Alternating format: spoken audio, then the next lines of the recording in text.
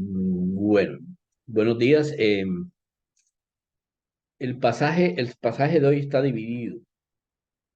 Está en Primera de Timoteo capítulo 6, versículos 1 y 2 es la primera parte, y versículos 17 al 19 es la segunda parte. ¿Por qué? Porque los dos hablan sobre la misma cosa, pero en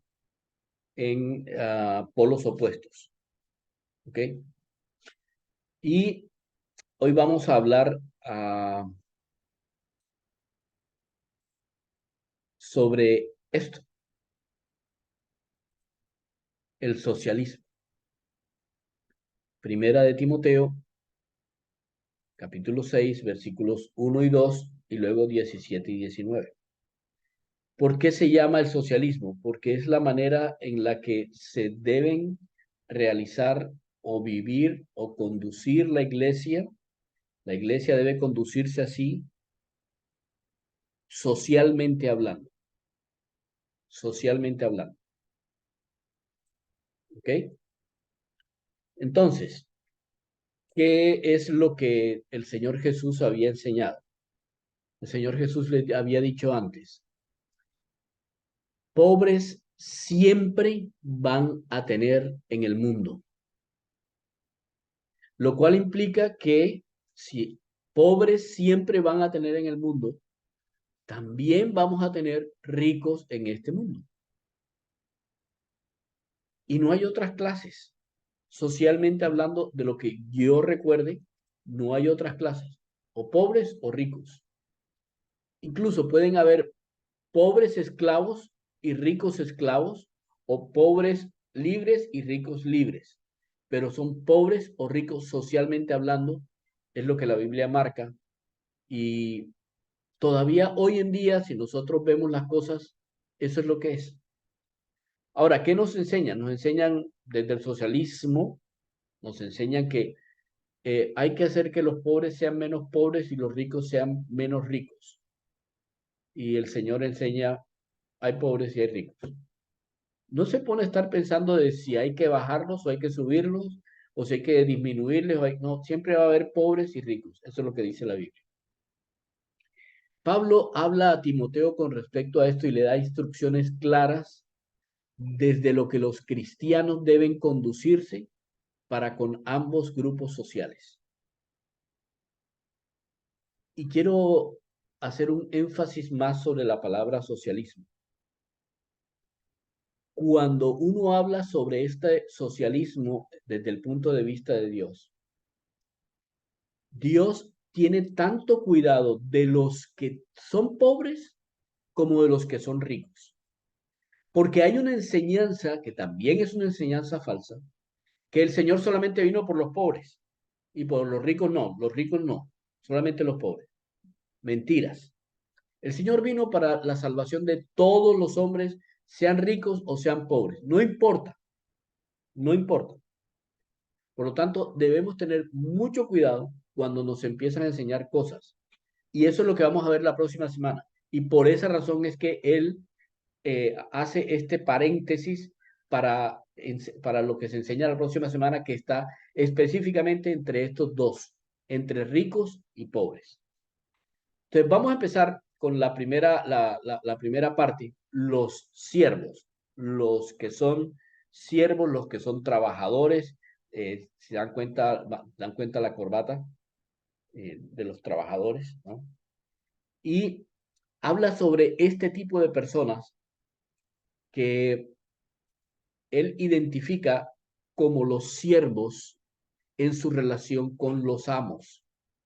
O sea, en este tiempo es más difícil encontrar ese tipo de esclavitud en que habían siervos absolutos y amos absolutos.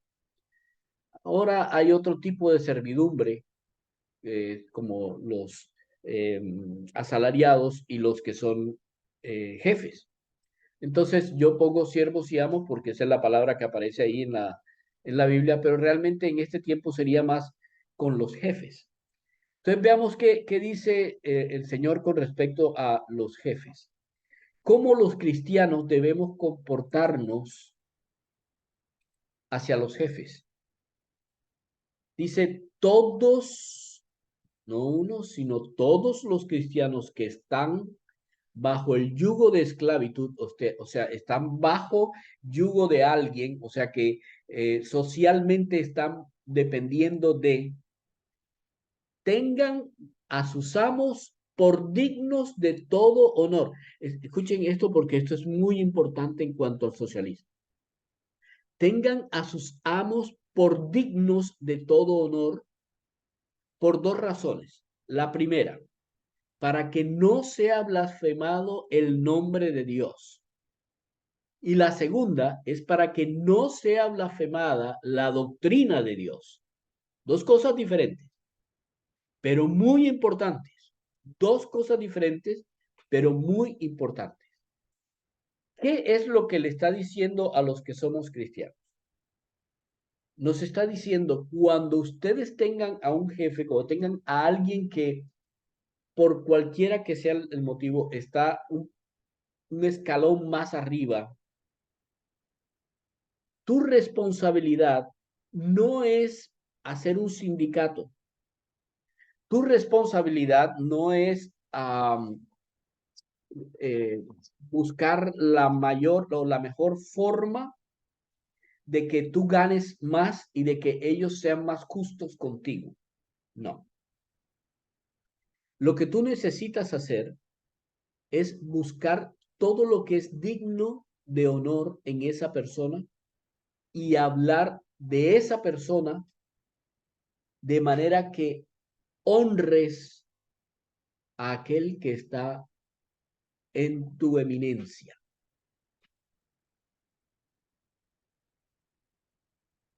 ¿Se parece a lo que pasa hoy? No. Incluso en los cristianos. Tampoco lo hacemos. Hablamos del presidente, hablamos. Nunca encontramos nada bueno. Todo lo que encontramos es malo. Y todo lo que hablamos es malo. Verbigracia. Y tengo que pedir perdón por eso, porque la verdad es que muchas veces hablo cosas que no tengo por qué hablar. No, hay que encontrar lo que es de honor. Hay que encontrar las cosas buenas y hablar de las cosas buenas. Ahora, cuando a un cristiano le dicen esto, cuando Pablo le dice esto a Timoteo, no se lo está diciendo por algo que a él se le ocurrió, sino que le da a Timoteo dos razones que son súper importantes. Cuando uno reconoce lo bueno y no habla lo malo, no anda divulgando las cosas, lo malo se cae de su peso. No hay que estarlo haciendo. Los cristianos no estamos para eso. Cuando uno hace eso, el punto de esto es el nombre de Dios y la enseñanza de Dios. Esta es la parte importante de esto, porque cuando hablamos lo bueno, sea lo que sea, cuando nosotros estamos, aún incluso las críticas deben ser hacia lo bien. Si yo tengo una crítica, por lo menos debería tener algo con lo cual yo pueda ayudar a que lo que está pasando no sea algo que vaya más allá. ¿Por qué el nombre de Dios? Y tengan en cuenta las dos cosas. ¿Por qué el nombre de Dios?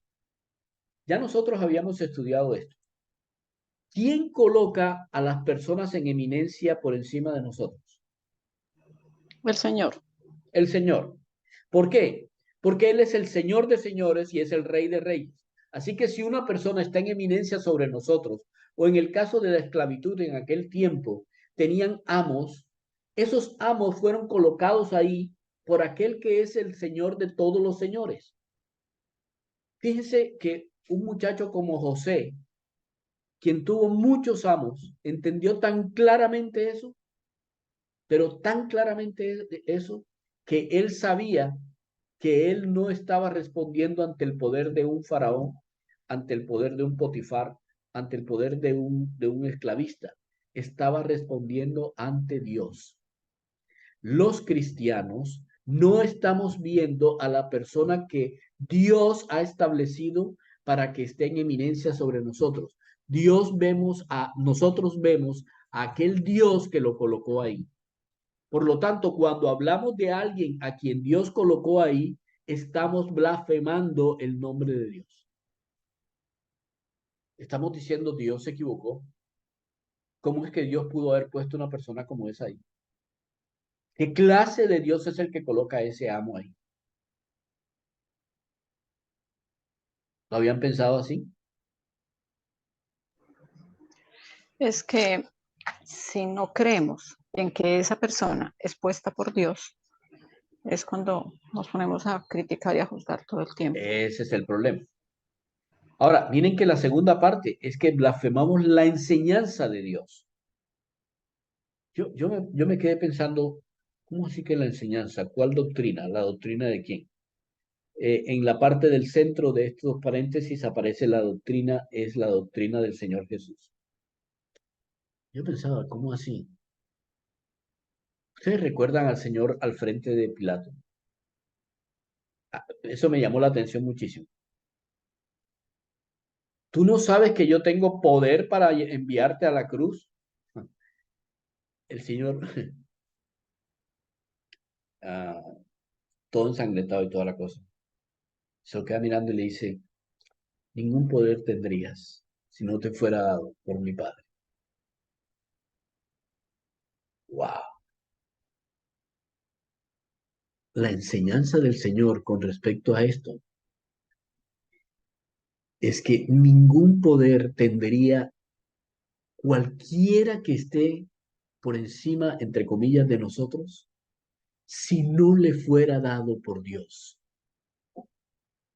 Así que cuando yo me dirijo en contra de esa persona que Dios ha colocado, yo estoy diciendo que lo que el Señor Jesús enseñó con su ejemplo, que es su doctrina, su enseñanza, es una mentira, no es real, es absurdo.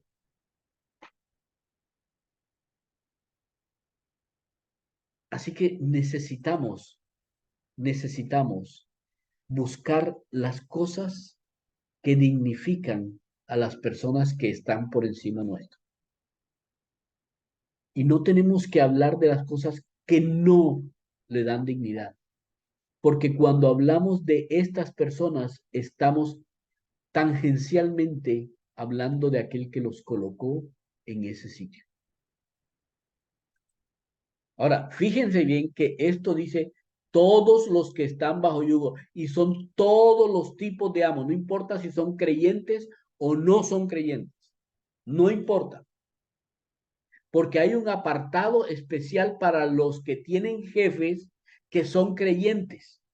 Y de esto tenemos que tener mucho cuidado porque miren bien, los que tienen amos creyentes, esto es una verdad, ¿eh?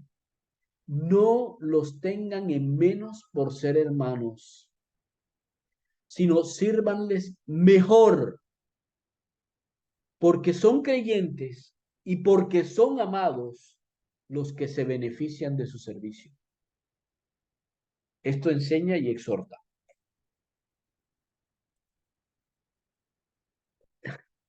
Es terrible esto, pero es verdad. Cuando una persona tiene un jefe creyente y es creyente, pierde el respeto por el jefe creyente y ya no le dice jefe, le dice hermano. Y se olvida que cuando hace eso, está diciendo, yo no tengo nadie como autoridad sobre mí. Y a los hermanos que son creyentes y son sus jefes, los por debajean. Y lo que se habla es, ¿qué tal este que es creyente y nos trata así? Con injusticia. O sea, no lo ven como autoridad. Sí, ¿han visto eso? ¿Han visto que eso pasa? Yo sí lo he visto. Yo he visto en muchas oportunidades cosas como eso. ¿Lo han visto ustedes? No. No, yo no, yo no. Bueno, yo sí lo he visto incluso en la misma iglesia. Incluso en la misma iglesia. En iglesias donde las personas están, ¿cómo se llama? ejerciendo, digamos. Es increíble, es increíble. Ahora, lo que Dios dice aquí con respecto a cuando son eh, amos creyentes es, miren, somos una iglesia donde todos nos ayudamos para complementarnos los unos con los otros. Y le dice, es porque esto nos beneficia a todos. Cada vez que tú sirves bien a alguien que es creyente, está sirviendo a la iglesia de Cristo. Eso es lo que está diciendo. O sea, que cuando nosotros servimos a los hermanos y nosotros somos servidores, somos los que estamos como ayudantes de alguien que está en eminencia y que es creyente, a quien nosotros además estamos ayudando es a la misma iglesia de Cristo. El beneficio de cualquiera que es nuestro amo, a cualquiera que es nuestro jefe, el beneficio de esa persona es un beneficio para la iglesia. ¿Por qué? Ah, porque da diezmos. No, no.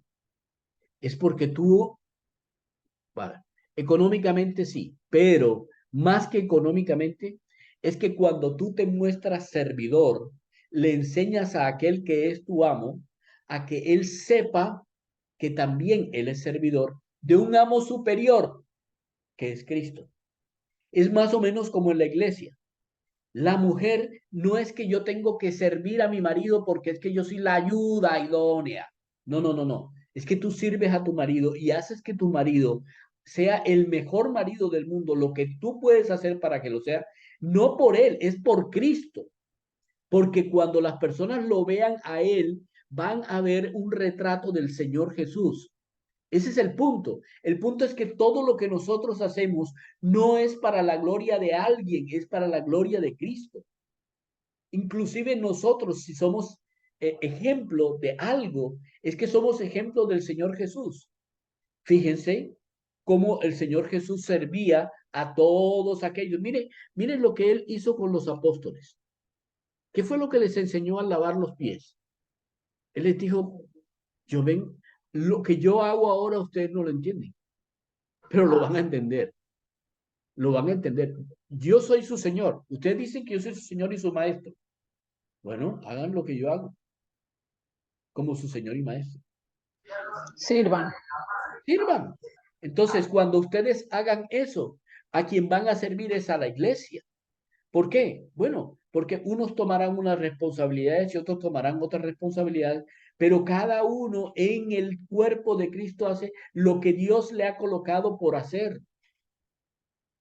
Eso es lo importante, que el Señor sea el Señor, el que sea glorificado en tu servicio. ¿Ok? Así que socialmente, el socialismo dice que los pobres no tienen que salir a marchar en las calles. Los pobres deben trabajar. ¿Y trabajar para quién? Para sus amos. ¿Y trabajar como Cristo sirvió a los demás? ¿Para qué? Para ser ejemplos. Ejemplos, sí, ejemplos. Ejemplos de una sociedad diferente, de un socialismo diferente. No es el que se queja, es el que agradece. Es el que está pendiente de poner los ojos en Cristo y decir, así como tú, Señor, me serviste a mí para tener yo la vida que tengo hoy, en esa misma manera yo quiero servir para que todos puedan ver a aquel que me dio la vida. Qué interesante. No es en las calles, es en el corazón de las personas donde es verdadero, donde está el verdadero socialismo. Ahora, esto tiene una segunda punta. Esta es la relación de los siervos con sus amos. Pero hay una parte que sigue en el versículo 17 al 19, que ahora habla de los ricos, los que tienen el dinero, los que detentan el poder, digamos. Y también están dentro del socialismo de Dios. Miren cómo funciona. Ahora es la relación de los amos con sus siervos. En el anterior, los siervos con sus amos. Ahora los amos con sus siervos. ¿Se dan cuenta la diferencia?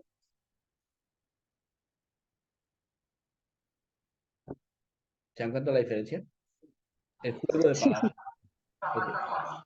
Ahora, en cuanto a los amos, Dios la primera cosa que le dice a los amos no es eh, sirvan o quédense. No, no. Lo primero que les dice es cambien su mentalidad. Miremos No les ordenó que fueran autoritarios, ni que mandaran, ni no, no, gobernaran. no. Mire, Fue mire otra lo que le cosa. dice. Mire lo que le dice. A los ricos de este siglo manda. Ay, un momento, pero a los pobres no les dijo manda. A los pobres les dijo sirvan. ¿Cierto? Pero a los ricos de este siglo manda, primera cosa, que no sean altivos. Segundo, no pongan la esperanza en las riquezas. ¿Por qué? Porque las riquezas son inciertas. Sino pongan la esperanza en el Dios vivo que nos da todas las cosas en abundancia para que las disfrutemos. En esto quiero que estemos muy cuidadosos en revisar cómo es que esto funciona y por qué razón es que vemos tantos ricos amargados. Fíjense bien, ¿sí? ¿Se dan cuenta? A los ricos de este siglo manda. Ok. Lo primero que les está diciendo es a los ricos de este siglo, necesitas mostrarles que su carácter es lo más importante para con sus servidores. Entonces, en vez de ser altivos, ¿cuál es el antónimo de altivos?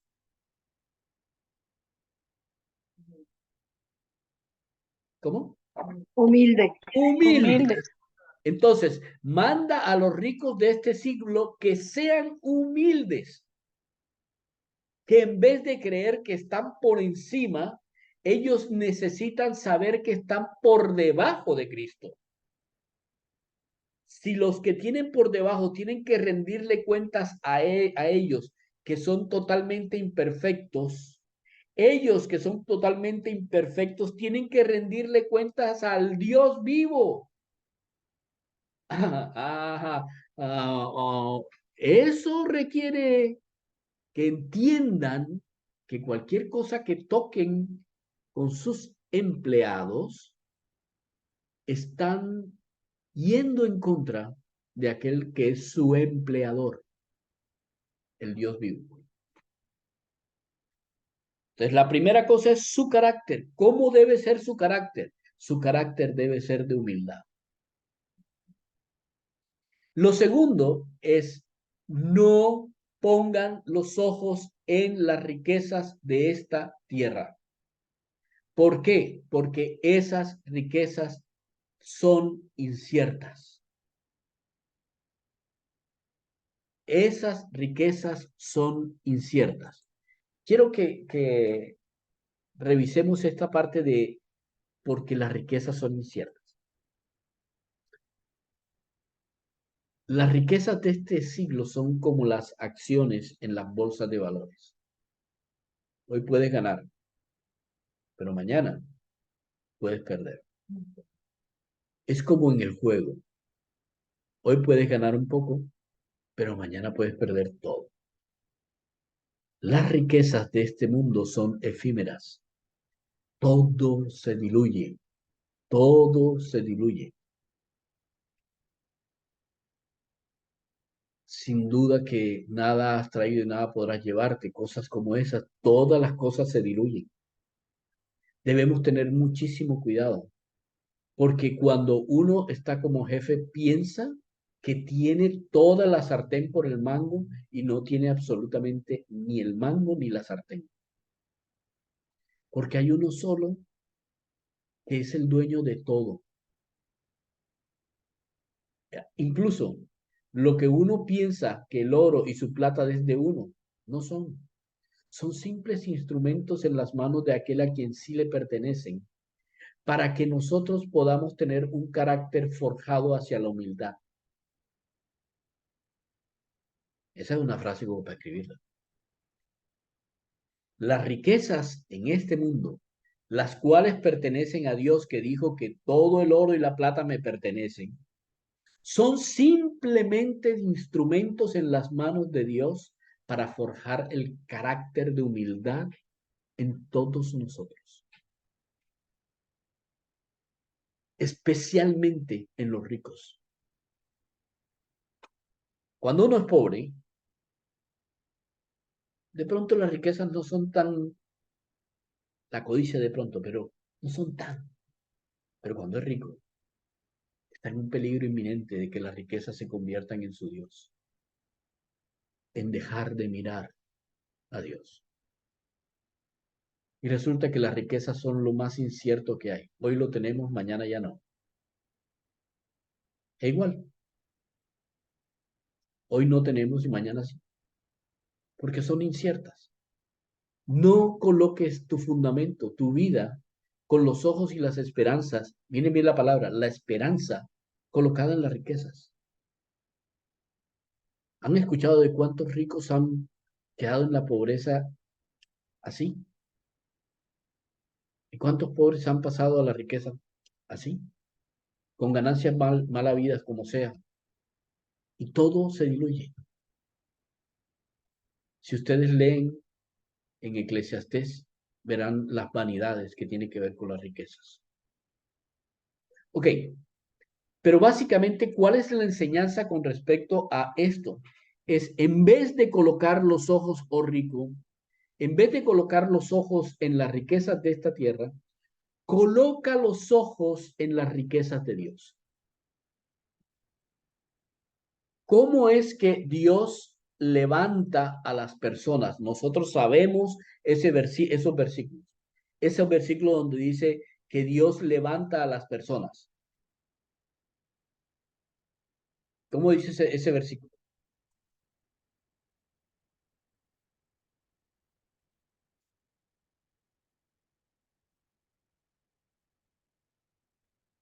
¿Recuerdan? Dios tiene gracia ¿con quiénes? No, ¿con quién tiene gracia Dios? Con los humildes. Muy bien, con los humildes. Ok. ¿Y qué dice con respecto a los que no son humildes? ¿Qué pasa con aquellos que son soberbios? Bueno, Santiago 4:6. No les puedo dar más. Santiago 4:6. ¿Qué dice?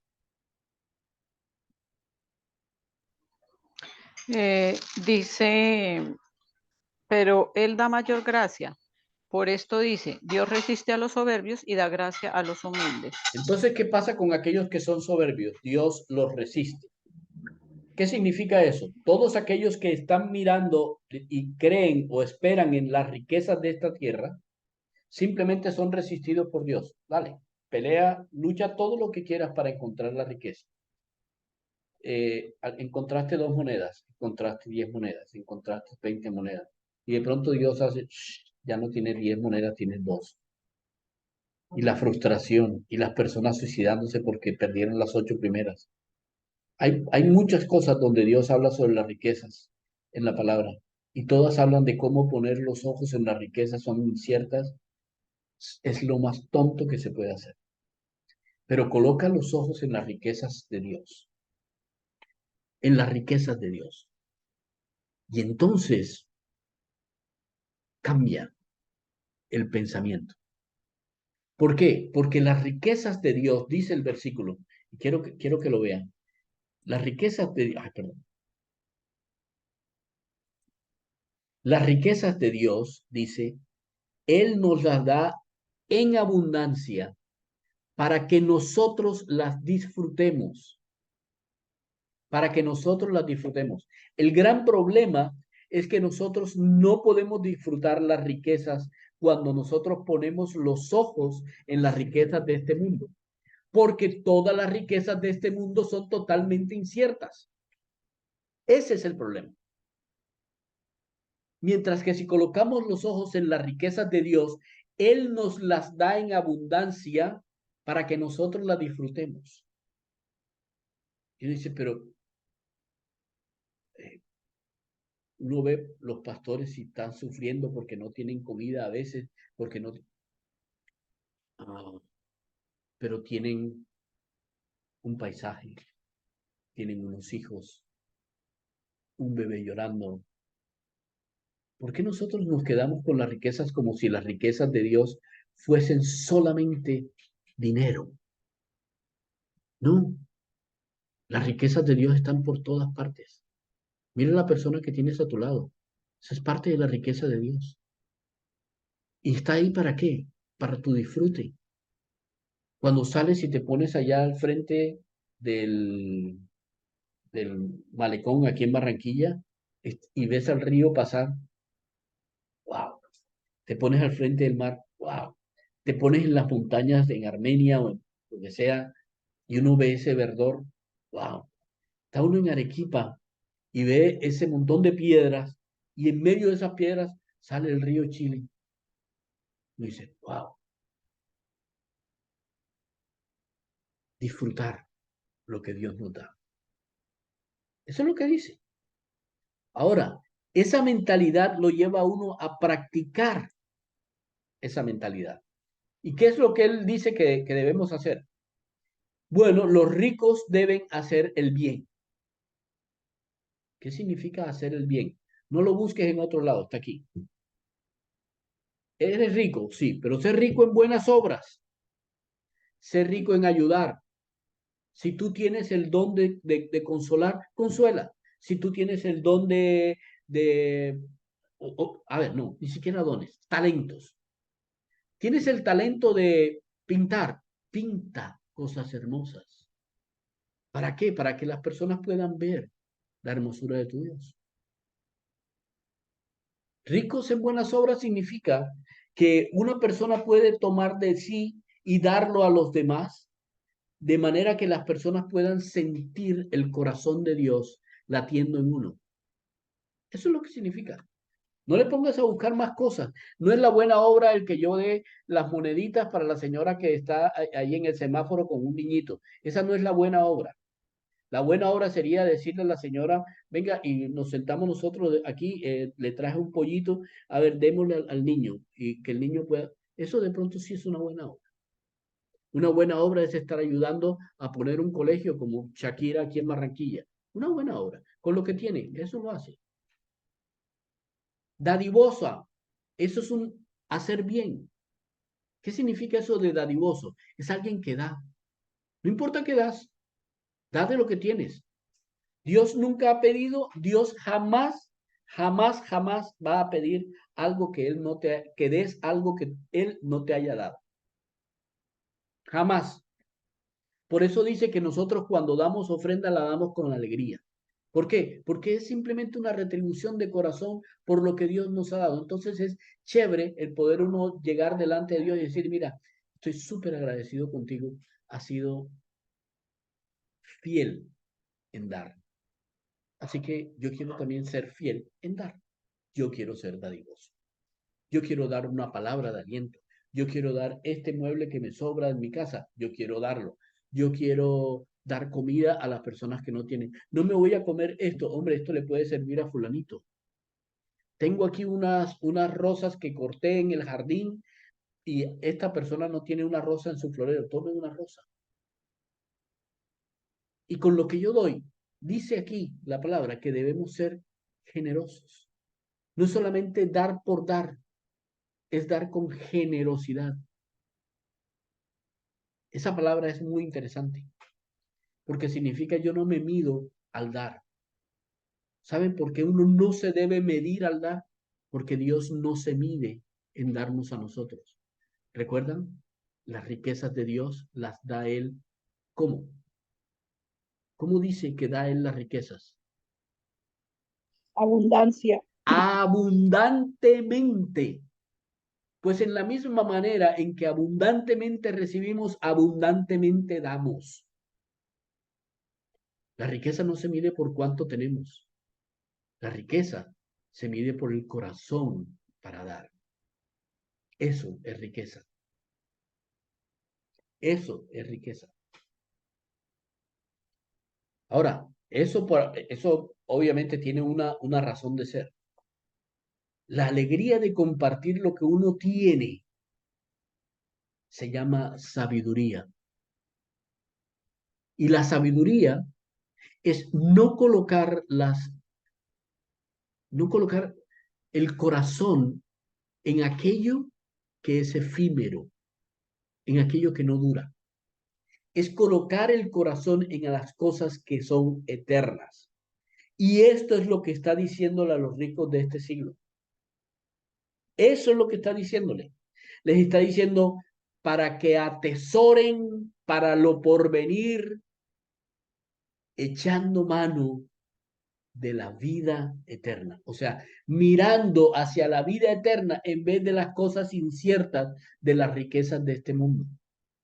Dios a nosotros nos dice que cuando nosotros hacemos la buena obra con dadivosidad y con generosidad, no es que estemos sembrando cosas para las personas que están aquí, no, estamos creando un fundamento firme para cuando nosotros lleguemos a la eternidad.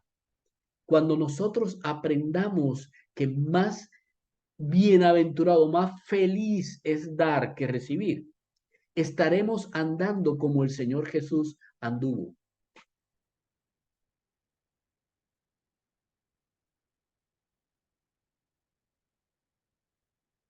Hay que saber colocar los ojos en la eternidad, donde ni el óxido ni los ladrones llevan nada, porque no pueden hacerlo. Hay que colocar nuestros tesoros donde deben ir nuestros tesoros. Ahora bien, ya tenemos las dos partes del socialismo. Los siervos trabajan, los ricos dan.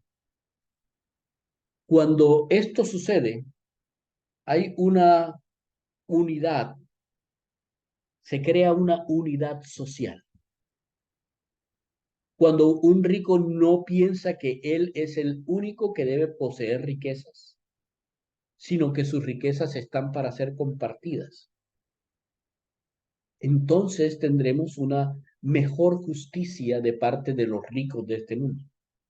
Pero cuando un pobre además piensa que su labor es trabajar para aquellos a los que Dios colocó como sus jefes, entonces habrá una equidad en su corazón, de manera que Dios será, Dios será quien provee. ¿Quieren buscar la fórmula para un buen gobierno económico en cualquier parte del mundo? Es esa fórmula. No son partidos políticos, no son personas que hacen una cosa o hacen la otra. No son filosofías y huecas sutilezas de este mundo. No, aquí está, clarito, sin tener que buscar en otro lado, perfectamente delimitado. A los que ven este video, que no están aquí con nosotros y después se quedan hablando con nosotros, yo quiero que, por favor, como cristianos, tomemos la responsabilidad de seguir lo que Dios nos dice y no todo el mare magnum de ideas con las cuales nos quieren embotar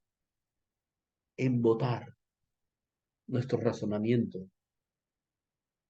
No permitamos que nos alejen de las verdades del Señor Jesús. Seamos realmente seamos